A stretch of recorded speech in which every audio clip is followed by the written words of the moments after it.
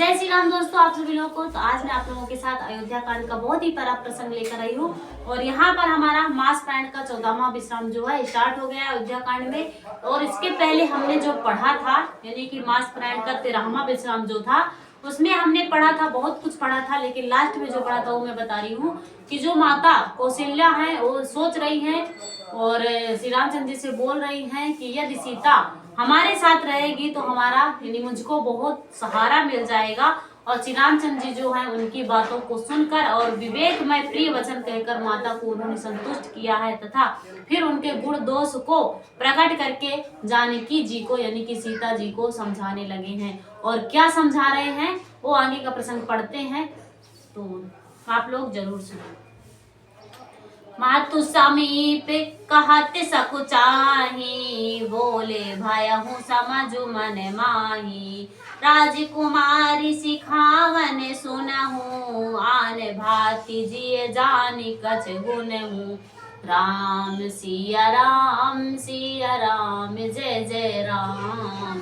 राम सिया राम जय जय राम।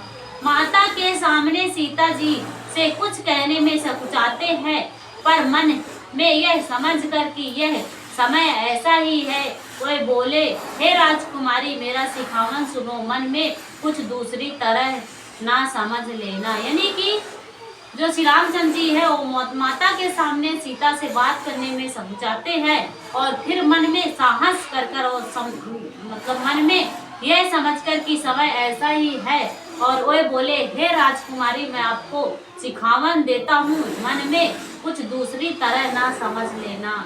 आपन मोरनी के जो चाहूँ, वचन हमारे मान ग्रहण है। आयसु मोर सास सेवकाई, सब विधि समय भवन भलाई। राम सिया राम जय जय राम। राम सिया राम जय जय राम। यानी कि जो अपना और मेरा भला चाहती हो तो मेरा वचन मानकर घर रहो हे भाग्नी, यानी कि मेरी आज्ञा का पालन होगा, सास की सेवा बन पड़ेगी, घर रहने में सभी प्रकार से भलाई है। यानी कि श्री रामचंद्र जी जो है सीता को समझा रहे हैं कि जो अपना और मेरा भला चाहती हो तो मेरा वचन मानकर घर पर रहो और हे भगनी यानी कि मेरी आज्ञा का पालन होगा और सास की सेवा बन पड़ेगी, घर में रहने से जो है सभी प्रकार से भलाई होगी। एहिते अधिक धर्म नहीं दूजा, सदर सासु ससुर पद पूजा। जब जब मातु कहरे सुधि जोरी, मोरी हो यही प्रेम बिलक मति भोरी। राम सिया राम जय जय राम। राम सिया राम जय जय राम।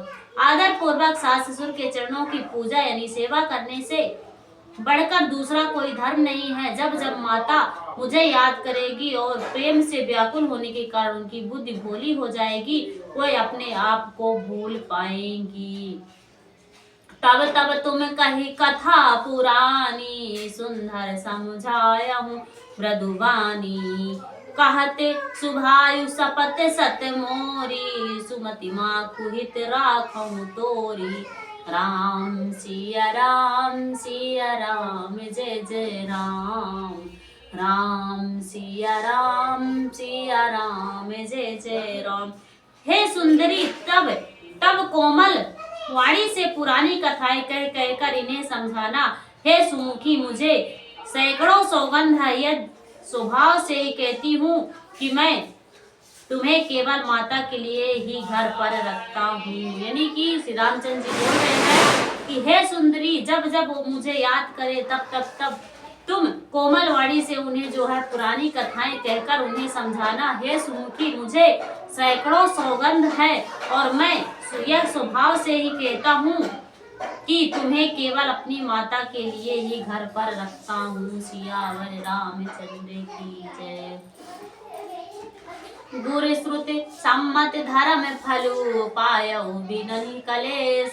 हठ बस सब संकट सहे, गालव न हसु नरेश। यानी कि मेरी आज्ञा मानकर घर पर रहने से गुरु और देव के द्वारा सम्मत धर्म के आचरण का फल तुम्हें बिना ही क्लेश के मिल जाता है, किंतु हठ के वश होकर गलव मुनि और राजा हनस आदि सबने संकट ही सहे हैं। यानी कि श्री रामचंद्र जी यहाँ पर बोल रहे हैं कि मेरी आज्ञा मानकर घर पर रहने से ही गुरु और देवों के द्वारा जो सम्मत धर्म यानी आचरण का फल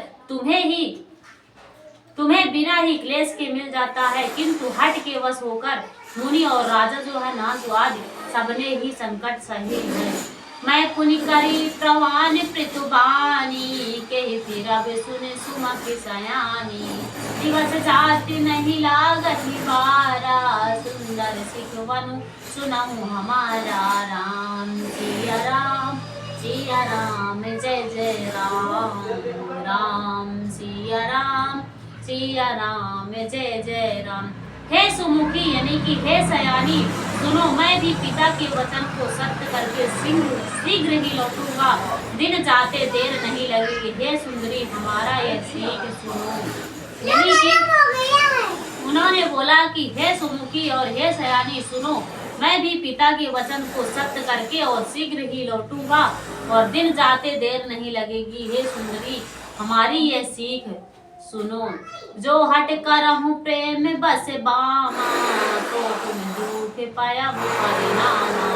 कनक कठिन भयंकर भारी, घोर धाम में बारी बयारी।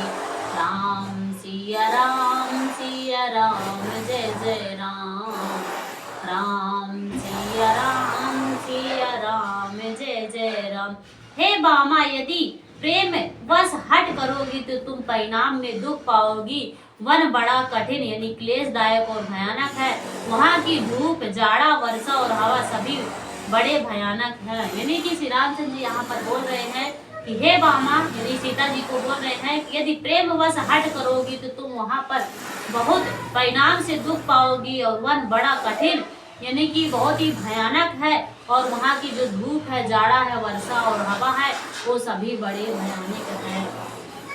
कुछ कलंक मांगे काकर नाना, चलब पया दही बिनु पद त्राना। चरण कमल मृदु मंजू तुम्हारे, मार गया गमे भूमि धर भारे। राम सिया राम जय जय राम, राम सिया राम जय जय राम। रास्ते में कुछ कांटे और बहुत से कंकड़ हैं, उन पर बिना जूते के पैदल ही चलना होगा। तुम्हारे चरण कोमल और सुंदर हैं, और रास्ते में बड़े बड़े दुर्गम पर्वत हैं। यानी कि यदि तुम साथ में जाओगी तो रास्ते में कुछ कांटे और बहुत से कंकड़ मिलेंगे आपको, और उन पर बिना जूते के पैदल ही चलना होगा। तुम्हारे चरण जो हैं बहुत कोमल है, और रास्ते में बड़े बड़े दुर्गम पर्वत हैं। कंदय कोह नदी नदनारे, अगम अगाध न जाहि निहारे।